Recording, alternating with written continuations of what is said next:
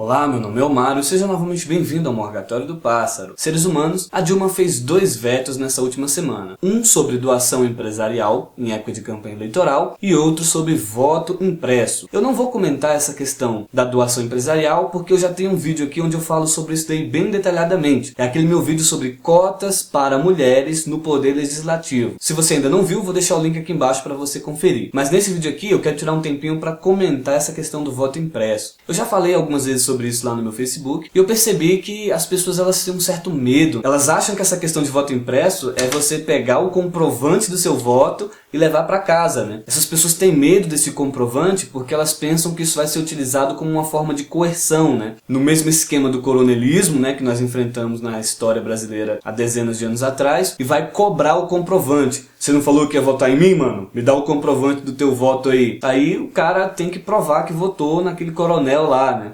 Não é isso que estamos propondo aqui. A exigência por um voto impresso diz respeito à transparência da contagem dos votos. A pessoa vai pegar o voto impresso, conferir se aquilo que está ali no papel é a mesma coisa que foi computado eletronicamente lá na urna. E aí ela vai pegar esse voto e depositar numa urna física. Por que isso é mais confiável?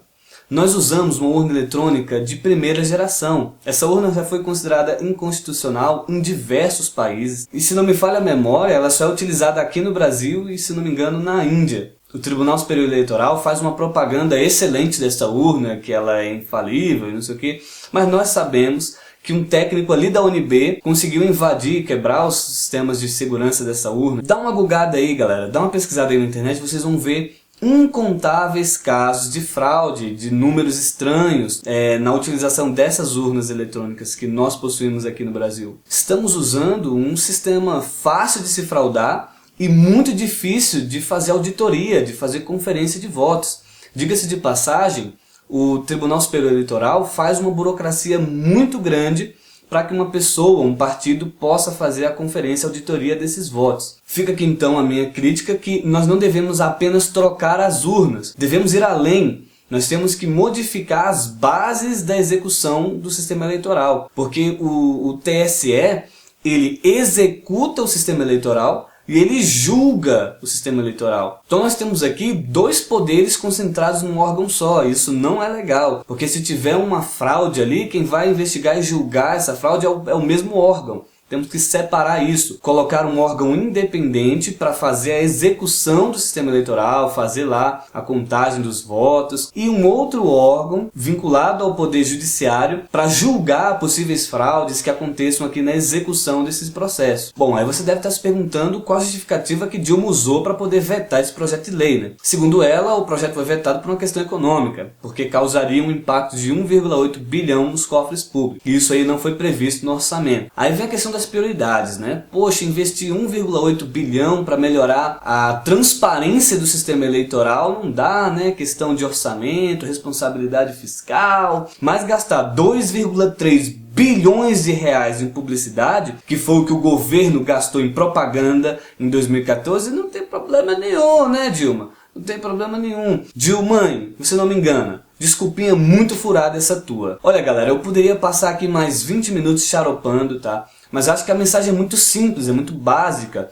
Ter uma urna eletrônica mais transparente é essencial, é primordial para que nós possamos confiar no nosso sistema eleitoral. E se for para termos eleições verdadeiramente confiáveis, esse investimento de 1,8 bilhão ele não é nada, tá? Isso aí ele vai ser compensado pela saúde do sistema eleitoral. E essas desculpinhas da Dilma aí não convencem ninguém. Não tem muito mais o que dizer, é um protesto, isso aqui é uma crítica, é uma reclamação, é um desabafo. E eu quero compartilhar isso com vocês e quero que vocês compartilhem isso com todo mundo. Então eu já me despeço por aqui, deixando vocês com essa explicação aí da urna de terceira geração. Ao terminar de ver essa explicação, eu quero que vocês parem e pensem. Essa urna não é muito melhor, muito mais confiável do que essa que nós temos agora? E se ela realmente é melhor, vai trazer benefícios para a democracia brasileira, por que Dilma não vai fazer esse investimento? Bom, a mensagem que eu tinha para hoje era essa. Eu deixo aqui um forte abraço a todos. Fiquem aí com o vídeo das urnas de terceira geração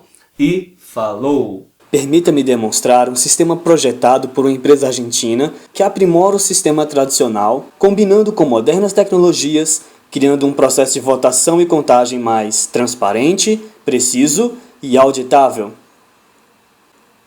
Esse sistema se chama votar, e a diferença para os demais sistemas conhecidos é que a inteligência se encontra fora da máquina de votação. As máquinas votar têm uma tela sensível ao toque, uma impressora, uma leitora gravadora de chips, não tem disco rígido, nem qualquer outro sistema de memória volátil. Toda a informação de cada voto fica registrada unicamente na cédula de papel que contém inserido na mesma um chip de silício.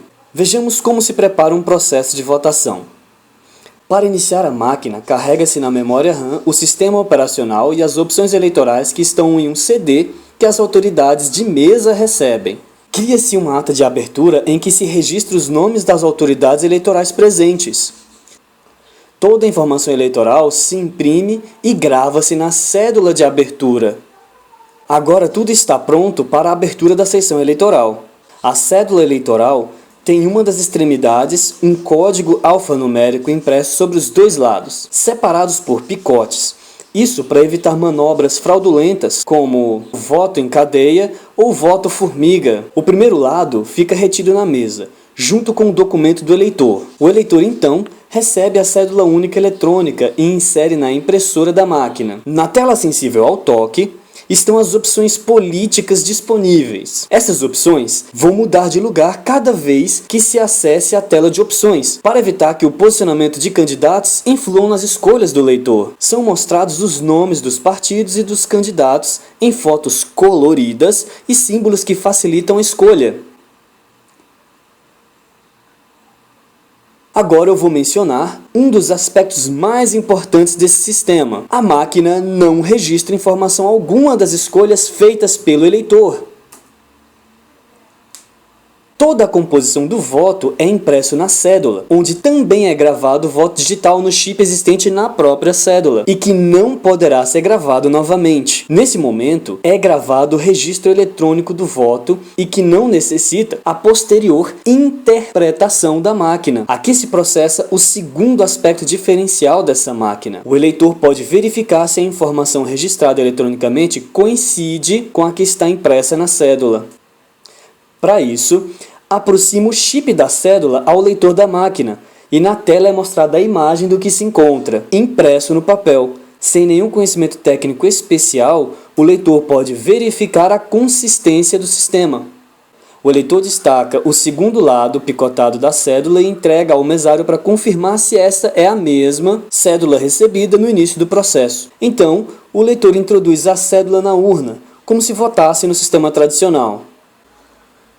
Os deficientes visuais podem votar utilizando fones de ouvido e um teclado braille em cabines especiais, que evitam a quebra do sigilo do voto.